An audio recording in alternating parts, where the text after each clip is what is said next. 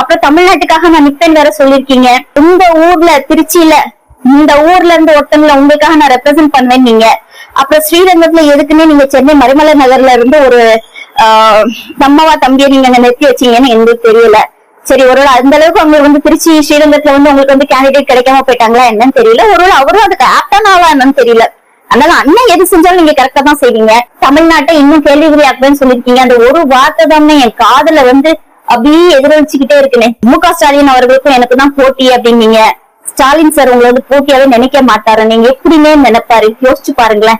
அப்புறம் இடத்துக்கு அவர் உங்களது போட்டியா நினைப்பாரா? அப்படிதான் நீங்க தப்பு கணக்கு போடாதீங்கன்னு. இப்ப அண்ணன் இன்னைக்கு சொன்னீங்க இல்லையா, எல்லாத்துக்கும் காரணமா அவங்க செஞ்சுட்டு என் மேல பழிய போட்டுட்டாங்கன்னு நீங்க இந்த டைலாக விட்டுருக்கீங்க. அதனால நீங்க சொன்ன வார்த்தை தான் இருக்குமே தவிர உங்க அள்ளிசிலிருந்து பேசுறதெல்லாம் அது பெருசா நாங்க எடுத்துக்க மாட்டோம். டாஸ்மாக மூடிட்டேன்னாரு அண்ணே. டாஸ்மாக மூடல அண்ணே, டாஸ்மாக மூடல. நீங்க மூடனேன்னு சொன்னீங்க, பக்கத்திலேயே புதுசா தனியாருக்கு கொடுத்துருக்கீங்க. நான் செயல் வடிவத்துலதான் எல்லாத்தையும் காட்டுவேன், நான் சும்மா நசனா பேச மாட்டேன் அப்படின்னாரு. செயல் வடிவத்துக்காக நாங்கெல்லாம் ஜெயிட்டீங்களா? போதை பொருள் எல்லாம் ஃபுல்லா ஸ்ப்ரெட் ஆயிருக்கு. அதெல்லாம் இது பண்ணலாம் கொஞ்சம் கஷ்டமா இருக்கும், எல்லாம் சரி பண்ணணும், அதுக்கெல்லாம் டைம் எடுக்கும் அப்படின்னாரு. அப்ப அண்ணன் பதவியேற்றதுக்கு அப்புறம் மறுநாள் திருச்சியில ஒரு 300 பேர் எல்லாரும் தானா முன் நான் பாவம் செஞ்சுட்டேன் அப்படின்னு சொல்லிட்டு எல்லாரும் கைதாக வந்தாங்க.